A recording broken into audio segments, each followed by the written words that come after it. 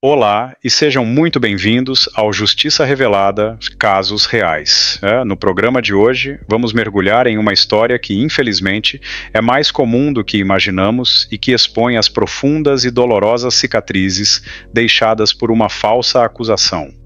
Este não é um roteiro de ficção, é um caso verídico, retirado dos autos de um processo judicial, que acompanhamos de perto. Uma história que nos lembra como a vida de uma pessoa pode ser virada de cabeça para baixo em um piscar de olhos, e como a busca pela verdade pode ser uma jornada árdua e, por vezes, solitária.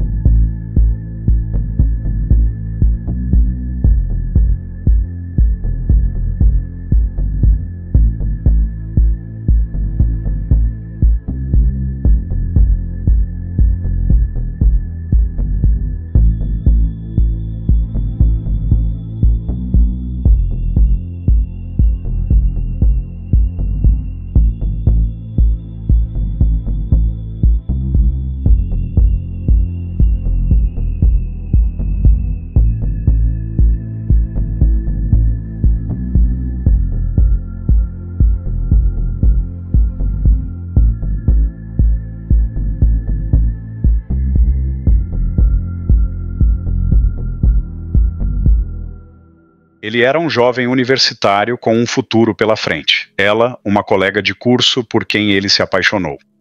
O que começou como um romance promissor, rapidamente se transformou em um pesadelo, uma acusação, uma mentira, uma vida virada de cabeça para baixo. Esta é a história de Gabriel e a sua luta por justiça contra uma falsa acusação de estupro que quase o destruiu. Tudo começou no segundo semestre de 2019. Gabriel e Giovanna cursavam psicologia no Unicelb. Uma amizade próxima floresceu, com amigos em comum e saídas eventuais. Em uma festa, no dia 12 de outubro de 2019, eles ficaram. 2 dias depois, em 14 de outubro, após uma sessão de cinema com amigos, Gabriel e Giovanna, como combinado previamente por WhatsApp, foram para a casa dele. As câmeras de segurança do prédio registraram a chegada do casal por volta de 1h50 da madrugada do dia 15.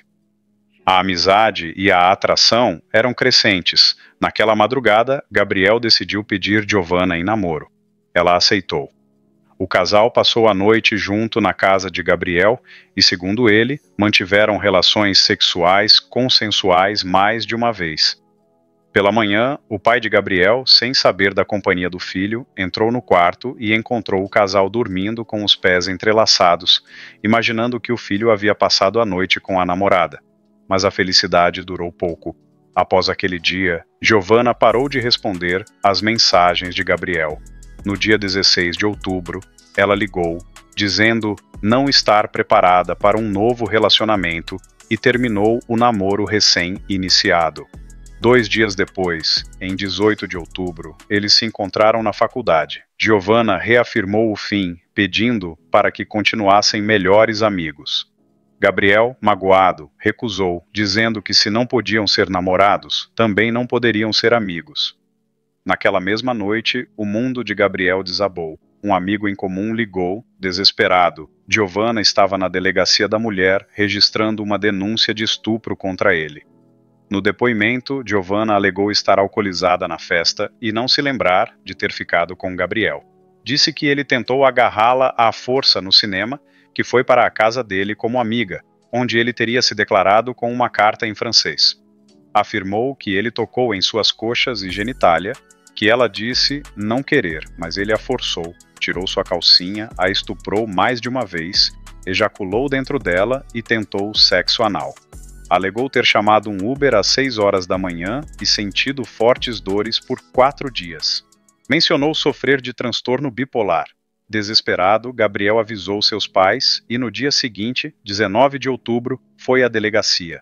Prestou depoimento, negou veementemente a acusação, Forneceu seu celular para a perícia das mensagens trocadas com Giovanna e as imagens do circuito de segurança do prédio que mostravam a intimidade do casal no elevador e a saída tranquila de Giovanna pela manhã. Ao saber da atitude de Gabriel, especialmente sobre as provas entregues, Giovanna iniciou uma campanha de difamação. Espalhou a falsa notícia de estupro no meio acadêmico, em redes sociais e grupos de WhatsApp, como Molecada de Brasília e Selbs Gang. O nome e a foto de Gabriel foram expostos com as pechas de estuprador e doente.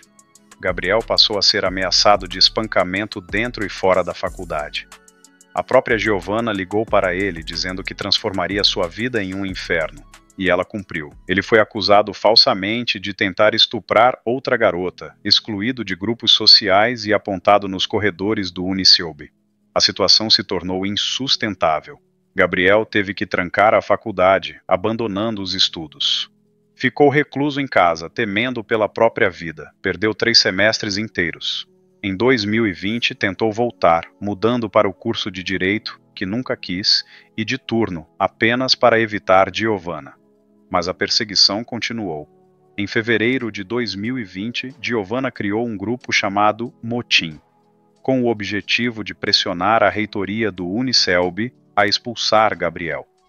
Ele precisou se explicar à ouvidoria da faculdade, que impediu o movimento, mas não puniu Giovanna, alegando que os fatos ocorreram fora do ambiente universitário. Mesmo com a tentativa de expulsão frustrada, Gabriel não aguentou mais. Abandonou novamente os estudos.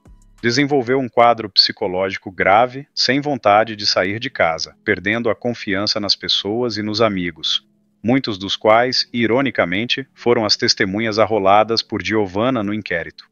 As ameaças eram brutais. Mensagens em grupos como Molecada de Brasília falavam em capar Gabriel, bater-lhe com taco até lhe amassar a cara. Um verdadeiro linchamento virtual e psicológico.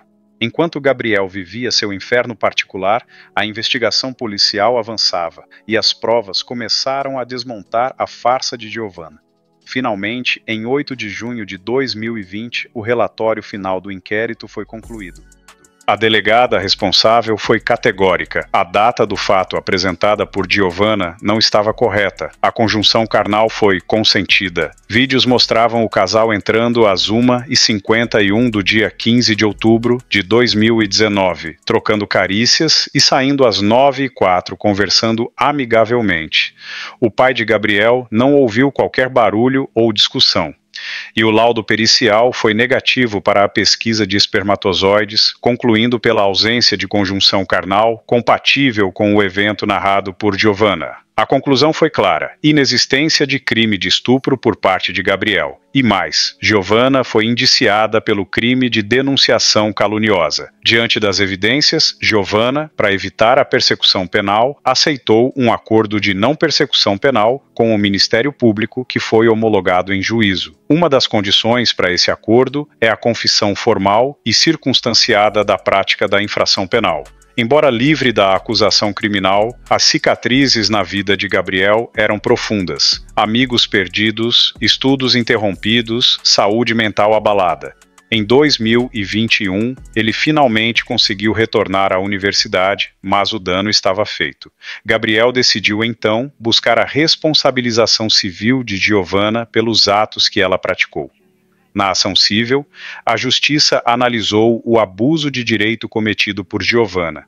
A sentença de primeira instância foi clara: a comunicação de um crime é um direito, mas quando feita de má fé, configura abuso. A notícia-crime de Giovanna foi considerada temerária, especialmente porque o inquérito concluiu pela inexistência de estupro e pelo indiciamento dela por denunciação caluniosa. O juiz ressaltou que o acordo de não persecução penal exige a confissão da prática da infração. Assim, ficou configurado o ato ilícito de Giovanna ao imputar a Gabriel um crime inexistente.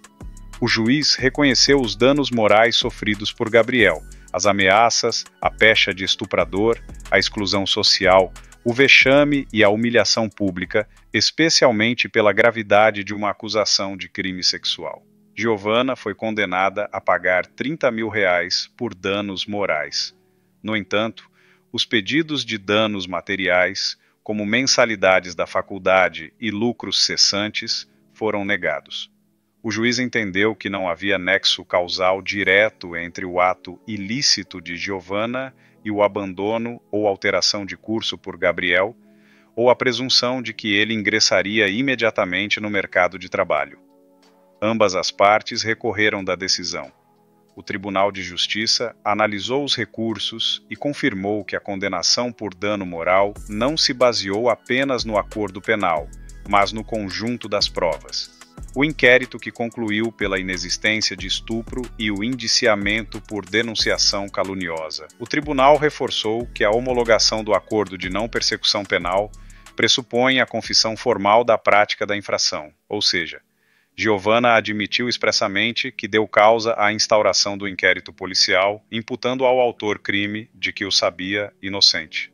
O fato de Giovanna ter afirmado na audiência criminal que acreditava ter sido vítima de estupro e que podia ter se enganado, não infirmou a conclusão, dada a confissão e os termos da ocorrência policial, onde ela acusou Gabriel de estupro sem qualquer ressalva.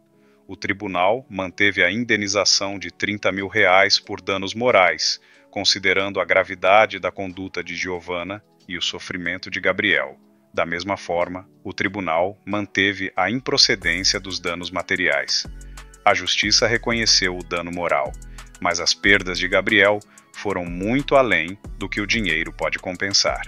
Atualmente, o valor da condenação, atualizado para cumprimento de sentença, é de R$ 63.316,03. Impactado pela história de Gabriel? Junte-se à nossa comunidade, inscreva-se no Justiça Revelada, comente e deixe seu like para mais casos reais. Contamos com você.